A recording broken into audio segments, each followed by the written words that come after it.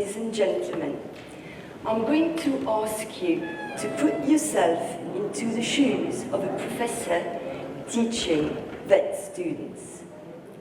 What would be your goal? I'm sure you're imagining educating young people, highly motivated, full of expectations for them to become competent professionals. It may be worth stating the fact that the veterinary profession offers a large variety of jobs, ranging from the traditional job of practicing veterinarian, caring for animals, to veterinarians working in research, in industry, in governmental and non-governmental organizations, in public health institutions, in zoos, etc. Most students, nevertheless, dream of working as private practitioners, caring for small and or large animals. And I can assure you that all students share a deep love for animals. They chose to carry out veterinary studies because they have a heartfelt need to care for animals and to improve their fate and their lives. But what do we discover in the vet college? We discover that some students have difficulties dealing with reality once they enter the clinics in the last years of their curriculum. Some become disillusioned. This leads to substance abuse to cover up the fact that the reality does not match their dreams. Something even more appalling is happening. The suicide rate of the veterinary profession is 4 times higher than that of the general population, and twice as high as that of healthcare workers in human medicine. These figures are not specific to France. They're based on European data. Also worrying is the fact that more and more young professionals, mainly women, quit the job. The most recent statistics carried out by our statutory body revealed that 228 female and 65 male practitioners aged less than 40 quit private practice in 2016. Because of this, private practitioners have difficulties hiring young veterinarians. The number of vacancies is high, which is not normal given the number of students who graduate each year. So, where do vets go? Why do they quit? I mean, as you can imagine, these questions are of great concern for professors in vet colleges. We still do not know where veterinary surgeons go once leaving the profession. Yet the world needs vets. Society is becoming more and more cognizant of animal welfare, and it is expecting veterinarians to speak out in order to improve the conditions in which animals are kept. Farms, factories, households, zoos, etc.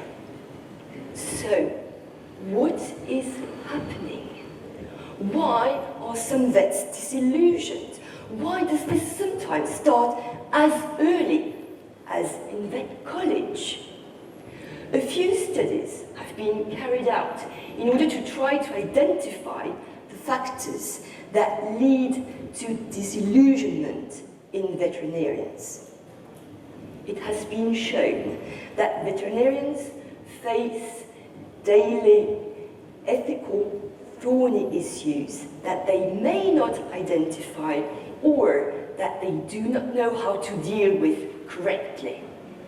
This leads to moral stress, defined as the experience of psychological distress resulting from engaging in or failing to prevent decisions or behaviors that transgress personally held ethical or moral beliefs. Also, veterinarians usually overwork, Some have financial difficulties, and all this leads to a state of depression. I'm sure you've all heard about medical ethics, as some dilemmas that doctors face have been largely publicized in the media. Veterinary ethics is a much more recent field and is much more complicated than medical ethics. As philosopher Bernard Rollins stated, the fundamental dilemma practicing veterinarians are faced with is the conflict between their moral obligation to the owner and their moral obligation to the animal. Animals are legally the property of the owner in most countries, including France. Therefore, the owner, who is the one who pays for the treatment, is the one who has the final say. And the veterinarian is left with a dilemma, because the decision of the owner is not always in the animal's best interest. Some owners may ask for their pet to be put to sleep, even though it suffers from a treatable condition. And unfortunately, the codes of professional conduct do not give much guidance about what to do in such instances. Most codes state that veterinarians do have responsibilities towards the client and the animal, but they do not give any advice about what to do when conflict occurs. And in the case of farm animals and horses, conflicts may even be worse because of the economic value of these animals. The decision of the owner will be triggered by economic circumstances. For instance, if the treatment doesn't bring in the full economic potential of the animal, or if the cost of the treatment exceeds the income linked to the animal may be put down. Because the final decision lies with the owner, some veterinarians may be tempted to simply list the different therapeutic options and let the owner make a final choice. In that case, owners are left with the full responsibility of the treatment without any medical knowledge or experience. Conversely, some veterinarians may not offer the full spectrum of options, as they will have made an assumption about the client, resulting in eliminating possible therapies.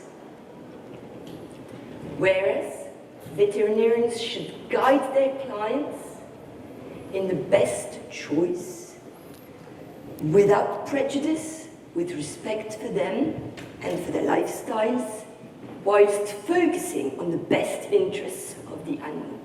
And as you can imagine, this is of course very difficult and requires thorough communication skills in order to establish a sense of trust with the animal's owner. This is why ethics needs to be taught to veterinarians. Thorough ethics teaching makes it possible for veterinarians to speak out and to share their concerns with the different stakeholders. Thus, they will not be regarded as having weak morality or lacking courage to protect animals. They will be equipped with frameworks that support ethical decision-making.